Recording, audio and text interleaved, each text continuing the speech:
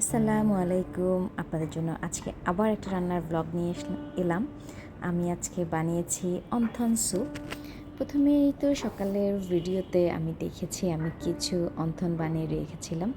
অন্থনের পুরটা আর আমি আপনাদেরকে দেখাইনি। আজকে আমি ক্র্যাব প্লাস চিকেন দিয়ে পুরটা করেছি। একদম সুন্দর করে রসুন, শুকনো মরিচকে তেলের মধ্যে ভালো করে ভেজে তারপর মানে কাঁচা চিকেনের মধ্যে দিয়েছি, চিকেন কিমার মধ্যে।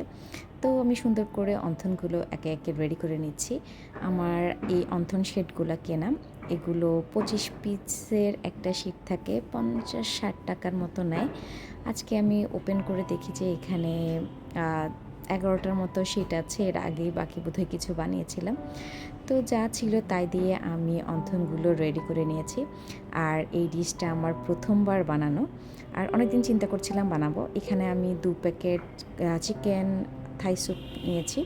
সেখানে আমি ফার্স্ট একটু নর্মাল ঠান্ডা পানিতে গুলে পরে একটু বেশি করে পানি দিলাম, একটু দিলাম টমেটো কেচাপ, আর আমি একটু গোলমরিচ দিলাম। ঝাল আমি বেশি দেইনি, কারণ আমি চিকেনের মধ্যেও শুকনো মরিচটা দিয়েছি। এবার আমার মরিচটা একটু ঝাল।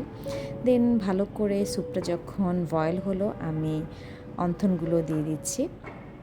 এবং আমি এর আগে একটু স্যুপটা টেস্ট করেছি, লবণ হতে সব কিছু আমার কাছে পারফেক্ট মনে হয়েছে। আর অন্থনের মধ্যে, চিকেনের মধ্যে তো লবণ আছেই।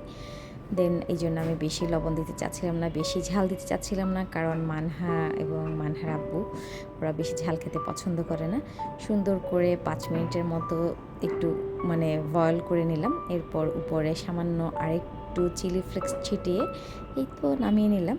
তৈরি হয়ে গেল আমার chicken wonton soup, Thai soup. আর এত সুন্দর একটা মাশাআল্লাহ কালার এসছে, খেতেও অনেক বেশি টেস্ট হয়েছে। আমরা সবাই খুব এনজয় করেছি। আর এটা আজকে আমাদের রাত্রের ডিনার। সবাই আমাদের জন্য দোয়া করবেন। আল্লাহ হাফেজ।